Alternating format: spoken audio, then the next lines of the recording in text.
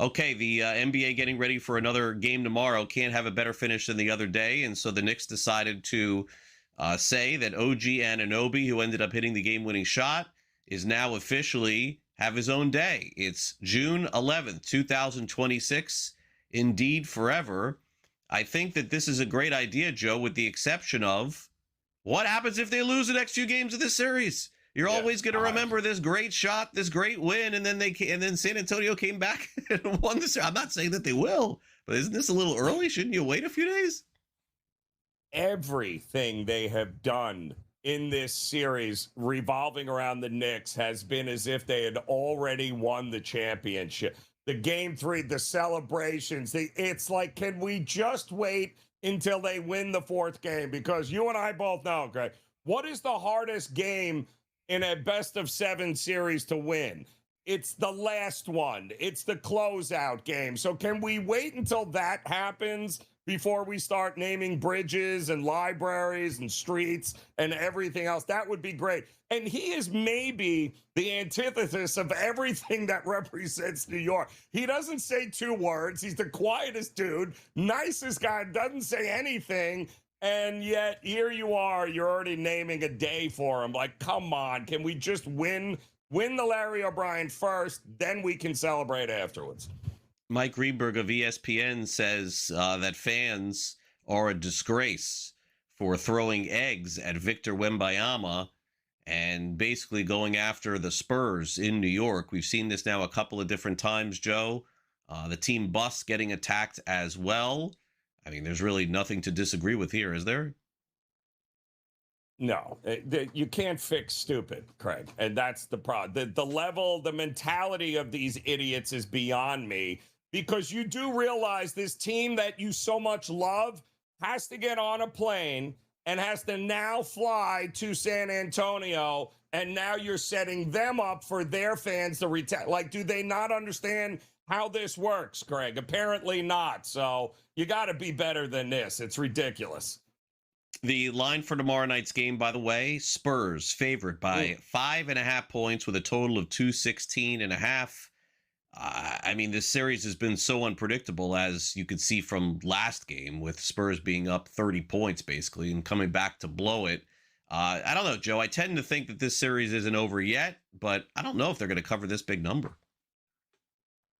It's history tells us, right? There's a pretty good chance this will come back to New York for game six. That, you know, teams that win cover, whether it's the dog or it's the favorite, they win. So let's see exactly how this goes. But the big question is, does New York have anything left in the tank after that win in game four? Good point. All right, we'll take a quick break on the early line and be back with more on this Friday next. Welcome back to the early line here on Sports Grid. Always great to catch up with Kevin Walsh. He's getting ready for World Cup Day 2. And Joe Ranieri, of course, is always with us. Kevin, thanks for coming on the show. I mean, hard to keep up with everything going on right now with the NBA, the World Cup, Stanley Cup, baseball. I even did a WNBA preview of a game that I had never heard of happening tonight, to be honest with you. But Kevin, great to have you here. And, certainly I think that we're heading into a pretty big game 5. I don't know. It's like funny. Like the assumption seems to be that the Spurs are going to win this one, and we're just simply going to have a game 6. Do you feel that way, or do you think that there's a chance this goes the other way? No, I think this certainly could go the other way. You always try and just see where people are at and what their expectations are. See, if there's a public leaning consensus on a game here, and the Spurs are booked as 5.5 point favorites. I feel like there's a lot of Knicks confidence in this game specifically. Like, of course, there's a lot of confidence in the series. The only time we had a 3-1 comeback was the LeBron James Cavs. So, NBA history suggests this series is over for the second time, because it was also suggested to be over when the Knicks took the 2-0 series lead. And obviously at halftime of game 4, it probably felt over in a different direction than it actually now feels. I think the Knicks still do feel due for a really good full game. And I can't shake that they've been able to absolutely massacre their opponent with closeout opportunities on the table. Like, we're talking about 40-point victories, with Atlanta, Philly, and Cleveland. And I wonder if some of that is where the traveling New York crowd comes into play. And I don't think it's Spurs fans' fault. I don't even know if it's necessarily that, oh, Knicks fans are the best fans in basketball. It's that it costs half the price to fly to San Antonio, get in the building to potentially watch your team clinch a championship than it does to sniff Madison Square Garden. And I think that's part of it is there's I think a shock for everybody involved when you're 5 minutes into the game, and it does sound closer to Madison Square Garden than it does, a home game for these teams here. So I haven't bet anything yet, but I find myself once again kind of expecting the Knicks to roll here a little bit. Now, I thought the Knicks were going to roll in game 4, and I managed to be wrong. I laid 2.5. I was like, listen, if they only win by 1 or 2, I'm wrong about this game. I was wrong about the game despite the fact that they won. So to me, Kev, we're at the point where it was such an anomaly, that game 4, right? The whole trip to New York was just absolutely crazy. To me, it comes down to, did the Knicks leave it all out on the court in that comeback, historic comeback? Or did the Spurs, because of their youth and inexperience, are they throwing in the towel now because at 3 games to 1, the chances of them coming back are all? To me, that's the only question. Do the Knicks have enough left in the tank?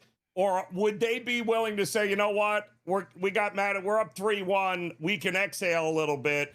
But I don't know. Are the Spurs laying down here? Because that's the big question to me. I think the Knicks are very fortunate this wasn't a one-day rest situation, because the Jose Alvarado Cat press conference, I was looking for a champagne bottle on the table. It felt like they won the championship. It certainly did not feel like, oh, we'll see everybody Saturday. So I think they definitely needed the extra 24 hours to kind of decompress and collect themselves. The Spurs is a hard one to get a grasp on, because I've been saying this, obviously, Joe and Craig, we've talked a little bit about this series. I really don't think the Spurs have respected the Knicks. I think a part of that huge comeback was a lack of respect, and top down. Usually it's a players thing. I remember, though, the platoon squad Kentucky team with John Calipari as their head coach. The reason that team didn't close out an unbeaten season is John Calipari was 100% positive they were going to go unbeaten and never thought anybody could beat them. And I don't think Mitch Johnson at any point thought they were going to lose to the Knicks as they were blowing that lead until it was too late. So I say all of that to say, it doesn't feel like the Spurs are going to have a defeatist attitude when they are constantly, I think, portraying that they're playing a JV team, but they're also down 3-1 in the series with the worst blown lead in the history of the NBA Finals. Kevin, I think as we put a bow real quick on the series is that most of us, as we've talked about, feel like we want a 7-game series. But it's really hard to look past what happened in the last game and think that we're going to get a better game than that. Do you think that the Spurs, who trailed by almost 30 in a game, can do one of 2 things? Either use that and say, let's never let that happen again, or fall victim to, if they do trail at any point in this game, think to ourselves, well, you know what? Our series is over. Our best shot that we had was to win the next one. I guess it could go either way with this one. I'm just not sure which one it is. No, you're absolutely right, Craig. I think what's so tough for San Antonio, though, is they've won every first quarter in this series. They win every first quarter they play. And so you asked, understand, if the Knicks are up 10, what happens? Early in the game. I don't know. But I know that if the Spurs are up 10, it doesn't matter. Which is a crazy thing for San Antonio. That they were able to establish these early leads on OKC, and I do think OKC felt it. They were able to lean on the Thunder a little bit. The Knicks are down 10. Cat's in foul trouble. Brunson can't hit a shot, and it's all good. Jose Alvarado's running around, keeping things afloat. Like, it's what this team has been able to do. Not just this, they did it last year. Like, it's not even just a Mike Brown thing. They did it with Tibbs. Welcome back to Prediction Markets Edge as we get it ready to wrap things up here on this Friday. Let's get started with Fade the Market.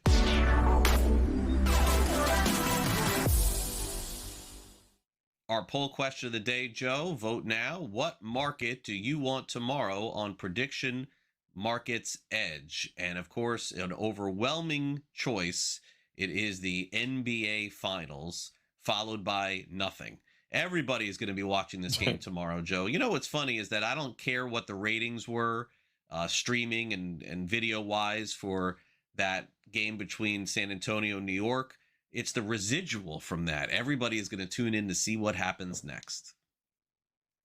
They absolutely are. And listen, it's depending on what you think is going to happen in Game 5, there are still a couple of available markets that you should be looking at. Because if you think San Antonio can bounce back, well, not only in the Game 5 markets, Greg, but Game 6, maybe now could be a time if they can get it to a Game 7. Listen, they won 60-plus games this year. The idea of them winning 2 games in a row is not impossible to think of here at this point.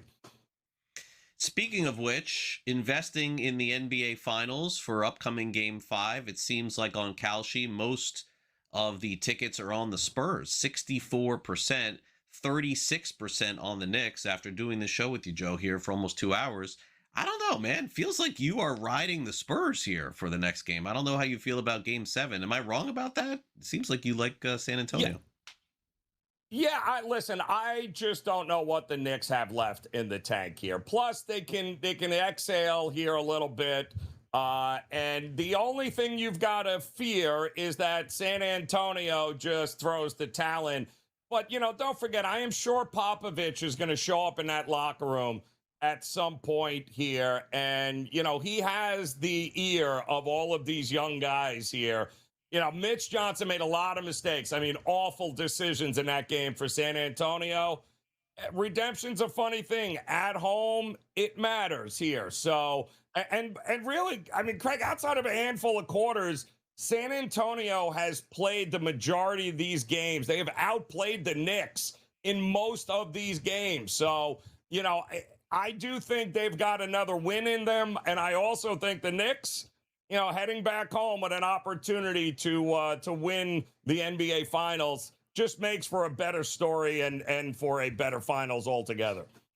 The NBA Finals MVP market is a fascinating one here because it could be really any 3 players on the Knicks at this point. I understand that 49% are on Jalen Brunson, but with the tip-in for OG Anunoby, he's up to 32%. I know Karl Anthony Towns hasn't had a great finals, but he is still in the mix as well. Obviously, if the Spurs win, it's Wemby. But, Joe, you rarely get to a Game 5 where you – look, I think it's low-lying fruit to say, yes, Brunson wins the MVP, but I don't think that this is a certainty. I think this could go a number of different directions. Nobody has been more consistent than Anunoby. And Craig, all week long, I have been saying this, that forget the Brunsons. If you like the Knicks – that Anunoby has been, he's not the most vocal guy. He's never going to be in the spotlight, right? But I can tell you this, that he's the only guy on the Knicks that has not struggled to get his shot. Everybody else, because of Wemby, has had to modify what they do when they get into the paint. But he has not. He is the only guy that has been able to get his shots. And it is, without him, the Knicks would be in a lot of trouble here. So I think him more so than anybody else right now is the reason why the Knicks are up 3-1. And do you want to take your final shot here at the series here, Joe? 80% on the Knicks, 20% on the San Antonio Spurs. I mean, this is it. I mean, really, the Knicks have a chance to close it out, but if they don't, I think they're probably in some trouble.